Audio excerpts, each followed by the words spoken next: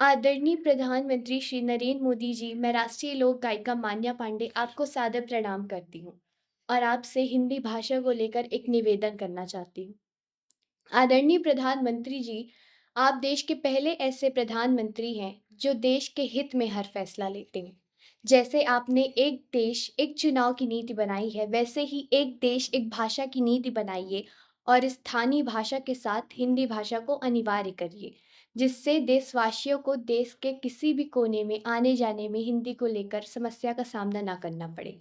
आदरणीय प्रधानमंत्री जी, मैं कक्षा 10वीं की छात्रा हूँ और आपने मेरा प्रोग्राम 2023 में रीवा मध्य प्रदेश में 11 मिनट खड़े होकर देखा था, जो कि मेरे लिए सौभाग्य की बात थी।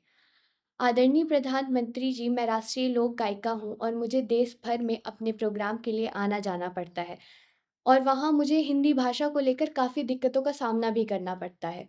मैं दक्षिण भारत में तमिलनाडु, आंध्र प्रदेश, कर्नाटका, उड़ीसा और पश्चिम बंगाल की यात्रा कर चुकी हूँ, जहाँ मुझे हिंदी भाषा को लेकर काफ़ी दिक्कतों का सामना करना पड़ा।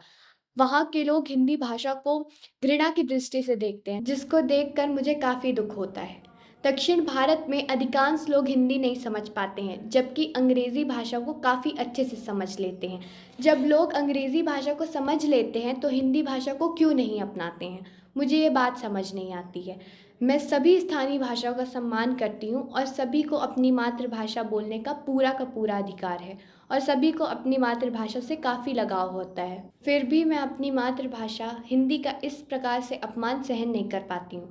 हमारे देश की सबसे ज़्यादा आबादी हिंदी भाषा का प्रयोग करती है, किंतु आज भी लोग उसे घृणा की दृष्टि से देखते हैं और अंग्रेज़ी भाषा को गले से लगा रहे हैं। जिस प्रकार हम दक्षिण भारत व अन्य प्रांतों की यात्रा के दौरान आम जनता को बोली भाषा को लेकर दिक्कतें होती हैं, उसी प्रकार जब दक्षिण भारत के लोग अन्य प्रांतों में आते जाते हैं तो उन्हें भी बोली भाषा को लेकर काफ़ी दिक्कतें होती हैं। आदरणीय प्रधानमंत्री जी, हम अपने ही देश में रहकर पराया महसूस करने लगते हैं और अपमानित होते हैं। प्रधानमंत्री जी, मेरा आपसे विनम्र अनुरोध है कि आप एक देश, एक भाषा की नीति बनाइए और हिंदी भाषा को स्थानीय भाषा के साथ अनिवार्य करिए। और देश भर में जितने भी शासकीय कार्यालयों में कामकाज होते हैं, वो हिंदी भाषा में कराए जाएँ। यही मेरी आपसे प्रार्थना और निवेदन है। मैं देश के सभी हिंदी चैनल, वेब न्यूज़ और प्रिंट मीडिया से निवेदन करना चाहती हूँ कि मेरी इस मांग को जन आंदोलन बनाएं। मैं आप सभी से निवेदन करती हूँ कि आप सभी मेरी इस वीडियो को ज़्यादा से ज़्यादा शेयर करिए और मेरी और आप सभी की आवाज़ आदरणीय प्रधानमंत्री तक पहुँचाइए। जय हिंद, जय भारत।